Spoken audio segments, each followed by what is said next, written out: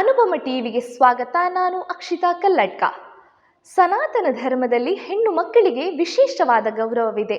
ಹೆಣ್ಣು ಮಕ್ಕಳು ಮನೆಯಲ್ಲಿದ್ದರೆ ದಾರಿದ್ರ್ಯಗಳು ದೂರವಾಗುತ್ತದೆ ಎನ್ನುವ ನಂಬಿಕೆ ಇದೆ. ಹಾಗಾಗಿಯೇ ಭಾರತದಲ್ಲಿ ಆರಾಧಿಸುವ ದೇವತೆಗಳ ಸಂಖ್ಯೆಯು ದೊಡ್ಡದಿದೆ.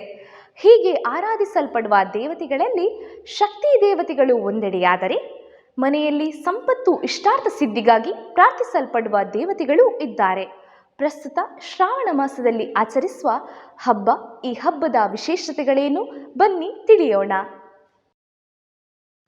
ಶ್ರಾವಣ ಮಾಸ ಬಂದರೆ ಸಾಕು, ಸಾಲು ಸಾಲುಗಳಾಗಿ ಹಬ್ಬಗಳು ಬರುತ್ತವೆ. ಅದರಲ್ಲೂ ವಿಶೇಷವಾಗಿ ವಿವಾಹಿತ ಮಹಿಳೆಯರು ಶ್ರಾವಣ ಮಾಸದ ಶುಕ್ಲ ಪಕ್ಷದ 2ನೇ ವಾರ ಸಂಪತ್ತಿನ ಅಧಿದೇವತೆ ಮಹಾವಿಷ್ಣುವಿನ ಧರ್ಮಪತ್ನಿಯಾಗಿರುವ ಲಕ್ಷ್ಮೀ ದೇವಿಯನ್ನು ಪೂಜಿಸುವ ಹಬ್ಬವಾದ ವರಮಹಾಲಕ್ಷ್ಮಿ ಹಬ್ಬವನ್ನು ಶ್ರದ್ಧೆಯಿಂದ ಆಚರಿಸುತ್ತಾರೆ.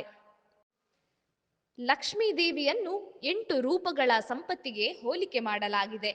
ಜ್ಞಾನ, ಐಶ್ವರ್ಯ, ಸುಖ, ಆರೋಗ್ಯ, ಧನ, ಧಾನ್ಯ, ಜಯ ಮತ್ತು ವಿಜಯ ಇವುಗಳೇ ಲಕ್ಷ್ಮೀ ದೇವಿಯ ಲಕ್ಷಣಗಳೆಂದು ಹೇಳುತ್ತಾರೆ.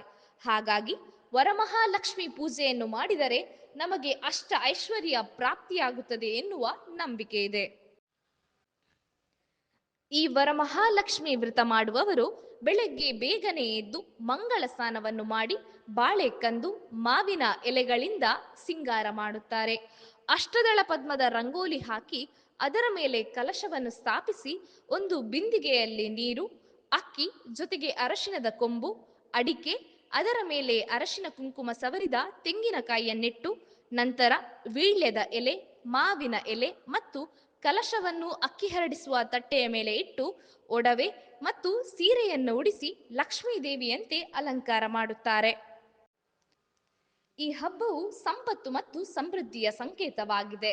ಈ ದಿನ ಲಕ್ಷ್ಮೀ ದೇವಿಯನ್ನು ಆರಾಧಿಸುವುದರಿಂದ ಭೌತಿಕ ಮತ್ತು ಆರ್ಥಿಕ ಸುಖದ ಜೊತೆಯಲ್ಲಿ ತಮ್ಮ ಕುಟುಂಬದ ಒಳಿತು, ತನ್ನ ಪತಿಯ ದೀರ್ಘ ಆಯುಷ್ಯ, ಆರೋಗ್ಯದ ವೃದ್ಧಿಯು ಆಗುತ್ತದೆ ಎಂಬ ನಂಬಿಕೆ ಇದೆ. ಆದ್ದರಿಂದ ದೇಶದೆಲ್ಲೆಡೆ ಈ ಹಬ್ಬವನ್ನು ಸಾಂಪ್ರದಾಯಿಕವಾಗಿ ಆಚರಿಸಲಾಗುತ್ತದೆ. ಅನುಪಮ ಟಿವಿ, ಭರವಸೆಯ ನಾಳೆಗಾಗಿ.